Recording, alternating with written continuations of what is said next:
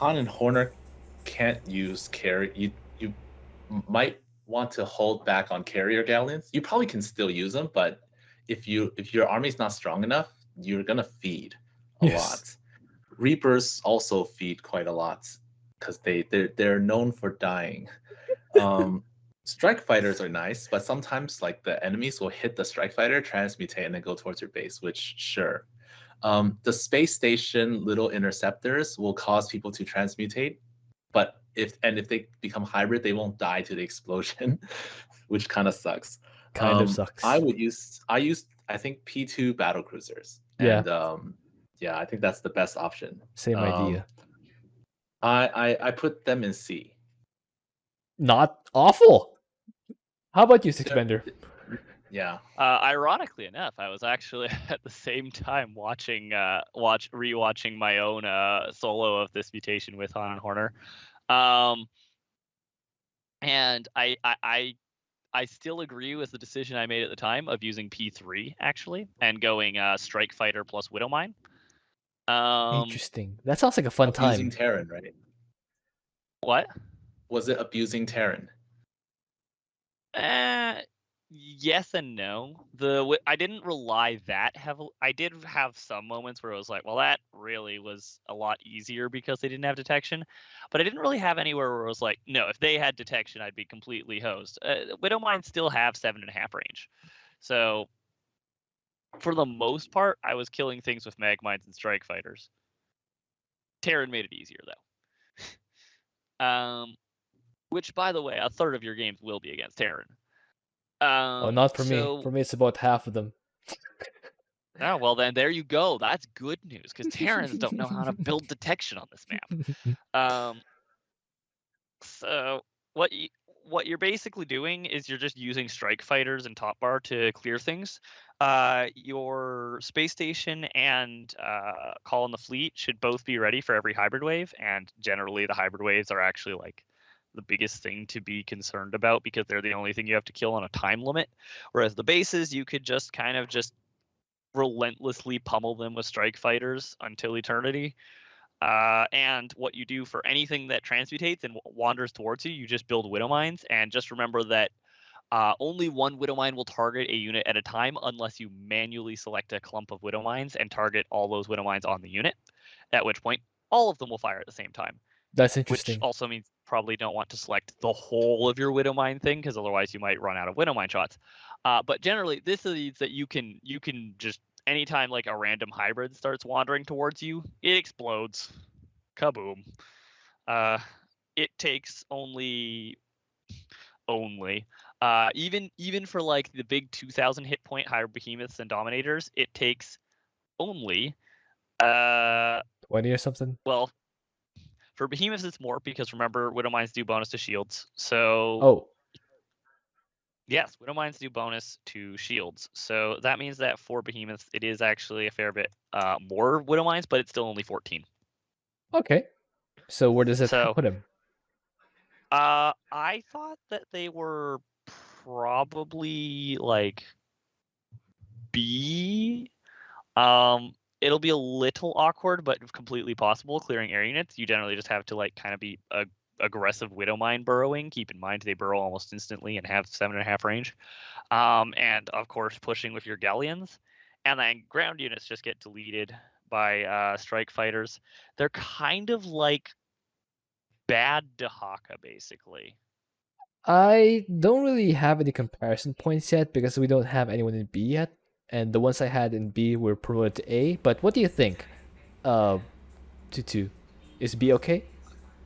I think it's like enemy comps might change that, because if your enemies have like a reasonable amount of air, I guess your strike fighters aren't going to do much.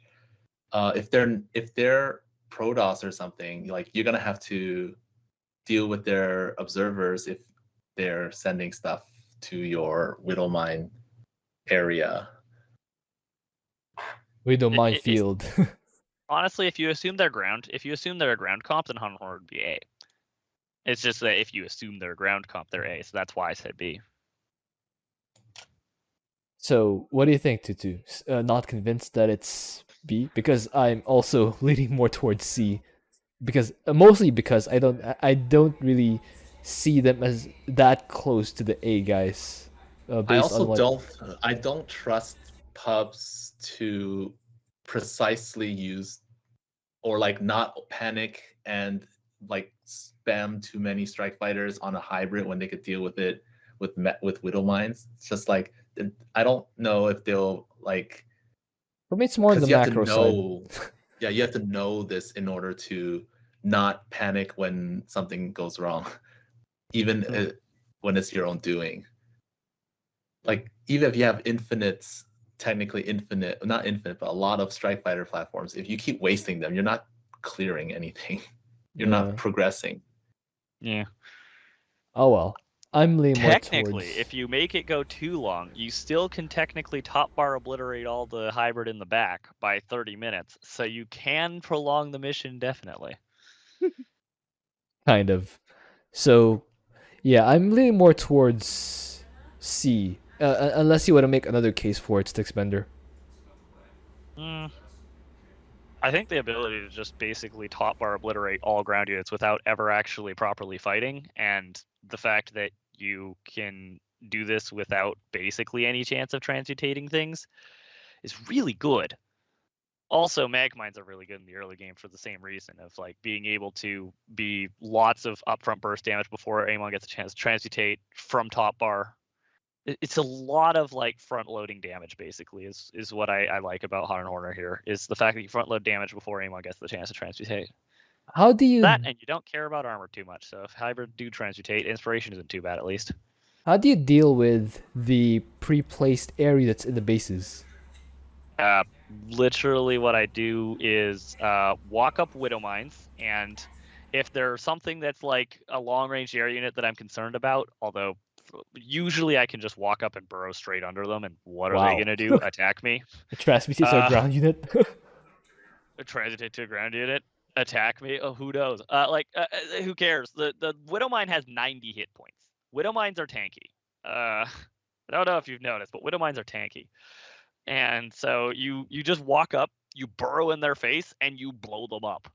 And you can even like burrow just out of range of them, and then shoot them with your assault galleons, and they will angrily Nice. wander Yeah. towards your assault galleons and blow up. Angrily blow Basically, you up. clear the pre-placed you clear the pre-placed air units with Widow Mines, which I did point out was like something that's like it's a bit annoying and tedious, and It you does might sound make you tedious. slow to clear, but it works very, very effectively. It's just that it's a little annoying and slow. Yeah, I don't think that puts them in B. I don't know. I'm still leaning towards C, unfortunately. Uh, hmm. Well, I can say I feel like a lot of people are going to end up below Han and Horner, so maybe they'll end up in B anyways. Yeah, maybe if no one else, maybe if there are only a few people, we could promote them later. But right now, it doesn't feel like they deserve to be just under the A guys. From where I sit, at least, I could be wrong, but I kind of feel like they're more like C at this point, which is not terrible. C is still okay. You can still do it, but just something that it can go wrong if you execute it poorly, if you macro poorly, if you don't know how to target the buildings to hit two of them at a time, two or three of them at a time efficiently, and if you accidentally a move into, I don't know, a fortified position or something, or if you make too many carrier galleons, or if you just have bad RNG and the Oh enemy yeah, just.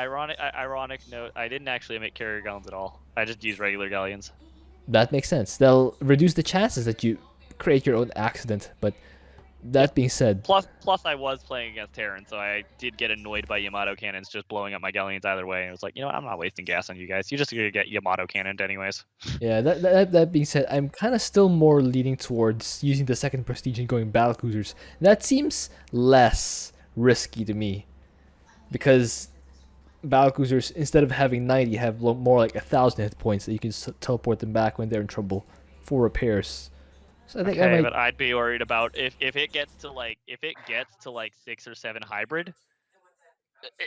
6 or 7 battle cruisers are going to lose to that because Horde Horde battle cruisers are that bad.